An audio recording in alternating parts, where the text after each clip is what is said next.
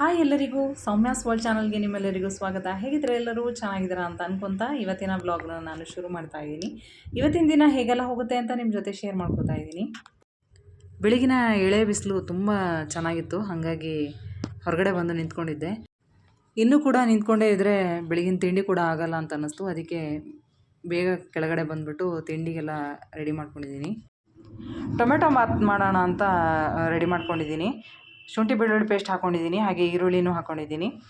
ಅದಕ್ಕೆ capsicum, tomato ಎಲ್ಲ ಹಾಕ್ಬಿಟ್ಟು ಚೆನ್ನಾಗಿ ಫ್ರೈ ಮಾಡ್ತಾಯಿದ್ದೀನಿ. ಪಕ್ಕದಲ್ಲಿ ದೋಸೆ ಕೂಡ ಮಾಡೋದಕ್ಕೆ ರೆಡಿ ಮಾಡ್ಕೊಂಡಿದ್ದೀನಿ. ಸೆಟ್ ದೋಸೆ ಮಾಡೋಣ ಅಂತ ಮೊದಲಿನ ದಿನವೇ ಹಿಟ್ಟು ರುಬ್ಬಿಟ್ಕೊಂಡಿದ್ದೆ. ಆ ಕಡೆ ದೋಸೆ ಹಾಕೋದ್ರೊಳಗಾಗಿ ಈ ಕಡೆ ಟೊಮೆಟೊ ಎಲ್ಲ ಸಾಫ್ಟಾಗಿತ್ತು, ಹಾಗಾಗಿ ಅದಕ್ಕೆ ಮಸಾಲೆನೆಲ್ಲ ಸೇರಿಸ್ತಾ ಇದ್ದೀನಿ. ಇಲ್ಲಿ ನಾನು ರುಬ್ಬಿ ಮಾಡೋದಿಲ್ಲ ಯಾವ ಟೊಮೆಟೊ ಬಾತನ್ನು, ರೆಡಿ ಇರುವಂಥ ಮಸಾಲೆನೇ ಹಾಕ್ತೀನಿ. ಇವಾಗ ಉಪ್ಪು ಹಾಕೋತಾ ಇದ್ದೀನಿ.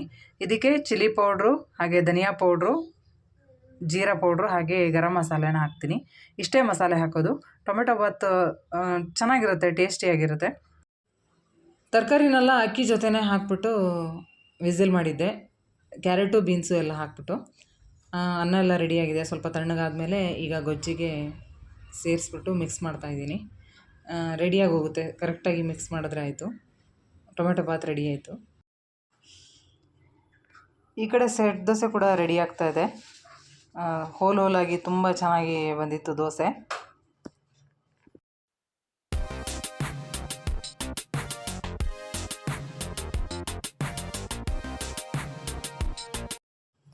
ತಿಂಡಿ ಎಲ್ಲ ಮುಗಿಸಿ ಆದಮೇಲೆ ಬೇರೆ ಏನು ವ್ಲಾಗ್ ಮಾಡೋಕ್ಕೆ ಹೋಗಲಿಲ್ಲ. ಹಾಗೆ ಸ್ವಲ್ಪ ಶಾಪಿಂಗ್ ಮಾಡೋದಿತ್ತು, ಗ್ರೋಸರಿ ಎಲ್ಲ ಬೇಕಾಗಿತ್ತು. ಹಾಗೆ ನಾವು ಡಿ ಮಾರ್ಟ್ಗೆ ಬಂದ್ವಿ.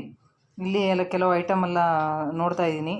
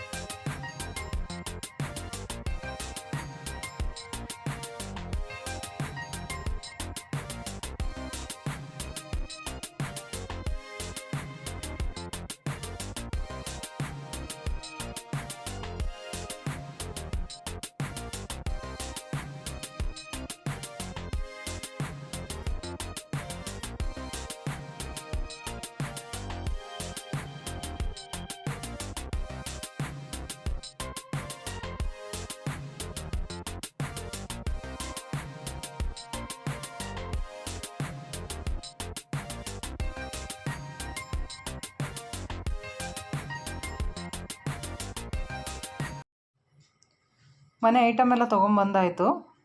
ಇವಾಗ ರಾತ್ರಿ ಊಟಕ್ಕೆ ಫ್ರೈಡ್ ರೈಸ್ ಮಾಡ್ಕೊಳ್ಳೋಣ ಅಂತ ಬೀನ್ಸ್ ಎಲ್ಲ ಹೆಚ್ಕೊತಾ ಇದ್ದೀನಿ. ಸ್ವಲ್ಪ ಫಾಸ್ಟಾಗಿ ಕೂಡ ಆಗುತ್ತೆ, ಒಂದೇ ಸಲ ಆಗಿಬಿಡುತ್ತೆ ಅಲ್ವಾ ಅಂತ. ತರಕಾರಿನೆಲ್ಲ ಹೆಚ್ಚಿಬಿಟ್ಟು ನಾನು ಇಲ್ಲಿ ಮೊದಲೇ ಅಕ್ಕಿ ನೆನೆ ಹಾಕಿದ್ದೆ. ಇದಕ್ಕೆ ಇವಾಗ ತರಕಾರಿ ಹೆಚ್ಚಿರೋದೆಲ್ಲ ಒಟ್ಟಿಗೆ ಹಾಕ್ಬಿಟ್ಟು ಬೇಯಿಸ್ಬಿಡ್ತೀನಿ. ಸ್ವಲ್ಪ ಫಾಸ್ಟಾಗಿ ಆಗುತ್ತೆ, ಇಲ್ಲದಿದ್ದರೆ ಸಪ್ರೇಟಾಗಿ ಬೇಯಿಸ್ಕೊತಿದ್ದೆ. ಇವತ್ತು ಎಲ್ಲ ಒಟ್ಟಿಗೆ ಹಾಕ್ಬಿಟ್ಟು ವಿಸಿಲ್ ಮಾಡ್ತಾಯಿದ್ದೀನಿ.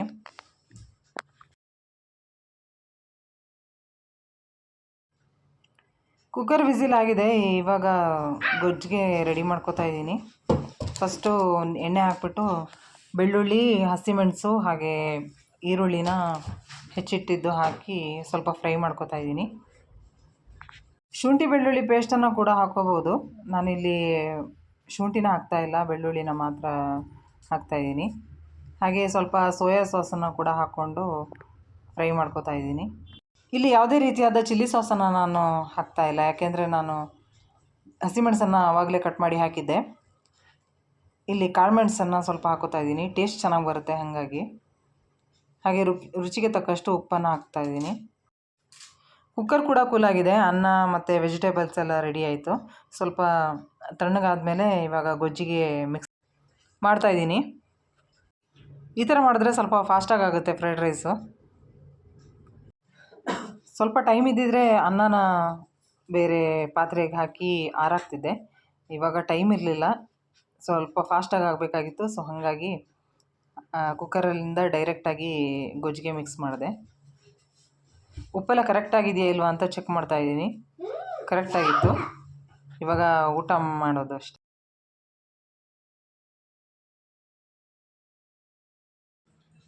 ಹೊರಗಡೆ ಎಲ್ಲ ಹೋಗಿ ಬಂದಾಯಿತು. ಹಾಗೆ ಮನೆಗೆ ಬೇಕಾಗಿರೋ ಸಾಮಾನು ಕೂಡ ತೊಗೊಂಬಂದಾಯಿತು.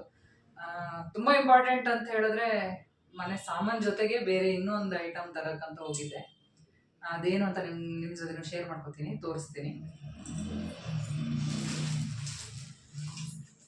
ತುಂಬ ದಿನದ ಅನ್ಕೊತಾ ಇದ್ದೆ, ಒಂದು ಸಾಂಬಾರ್ದು ಒಂಥರ ಪಾತ್ರೆ ಅಂತ ಅನ್ಕೋತೀನಿ, ಇದು ತೊಗೊಂಬರಕ್ಕಂತ ಅನ್ಕೊತಾ ಇದ್ದೆ. ಹೋಗಿ ಈ ಥರದ್ದೆಲ್ಲ ಸಿಕ್ಕಿರಲಿಲ್ಲ. ಸೊ ಫೈನಲಿ ಸಿಕ್ತು. ಆದರೆ ಸ್ವಲ್ಪ ದೊಡ್ಡ ಸೈಜ್ ಆಯಿತು ಅಂತ ಅನಿಸ್ತು ನನಗೆ. ಆದರೂ ಇರಲಿ, ಪರವಾಗಿಲ್ಲ. ಇದಕ್ಕಿಂತ ಸಣ್ಣ ಸೈಜಲ್ಲಿ ನಾನು ಹುಡುಕಿದ್ದೆ, ಆದರೆ ಅದರದ್ದು ಲಿಡ್ ಅಷ್ಟೊಂದು ಚೆನ್ನಾಗಿರಲಿಲ್ಲ. ಹಾಗಾಗಿ ಸ್ವಲ್ಪ ದೊಡ್ಡದಾದರೂ ಪರವಾಗಿಲ್ಲ, ಸಾಂಬಾರು ಮಾಡೋಕ್ಕಾಗುತ್ತೆ ಅಂತ ಅಂದ್ಬಿಟ್ಟು ಸ್ವಲ್ಪ ವೆಯ್ಟ್ ಇದೆ, ಚೆನ್ನಾಗಿದೆ ಕೂಡ. ಹ್ಯಾಂಡ್ಲೆಲ್ಲ ಒಂದು ಸ್ಟೇನ್ಲೆಸ್ ಸ್ಟೀಲಿಂದ ತೊಗೊಂಡಿದ್ದೀನಿ. ಅದ್ರ ಜೊತೆ ಇದು ಲಿಡ್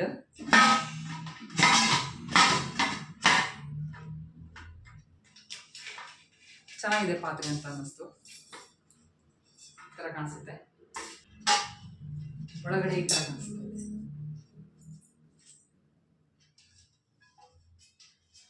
ಇದು ಕೂಡ ಚೆನ್ನಾಗಿದೆ.